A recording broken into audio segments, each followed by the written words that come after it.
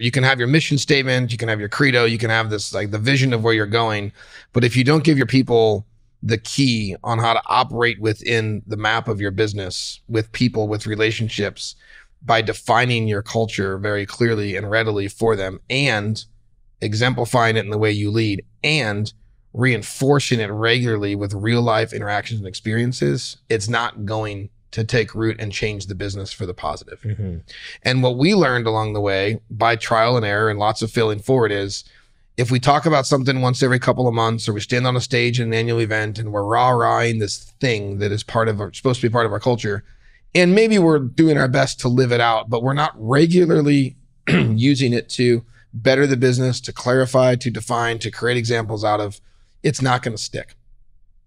And when I took over the business, there were a lot of questions that people had, like, hey, we hear these things, but we don't really know how to live them out in our role. Mm-hmm. We don't know what the behavior looks like to be an entrepreneur who respectfully serves an entrepreneur. We need more than that credo to help us.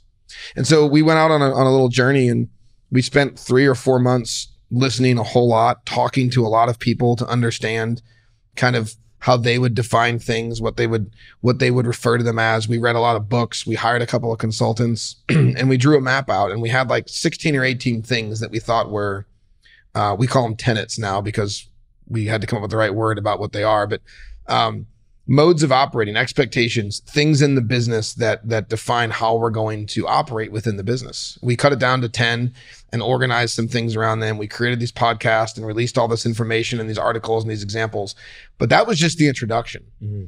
And what we've learned along the way is, if I stop talking about it, and if the senior team stops talking about it, it just becomes another thing that people occasionally refer back to. Yeah, it's cat posters and eagle posters on the wall.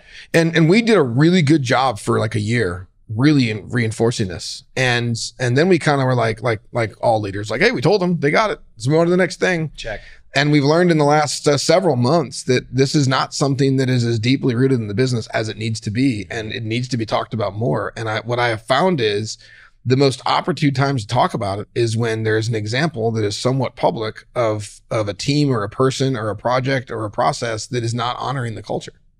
And if you define your culture correctly, everything that happens in your business that needs correction can point back to that cultural definition. Mm. And almost everything good that comes from your business can point back to that cultural definition. So you have this like thing to lean on of how we're going to treat people, work together, operate and perform, that allows you to always go back to it. And what I would challenge business leaders to consider who might listen to this, if you've put the pretty words on the poster or on the website about your values, but you don't reinforce them, you don't require people as a standard to honor them within the business, you don't use real life examples to celebrate when they show up really well and to call out when they're missing, then they're nothing more than pretty words on a page.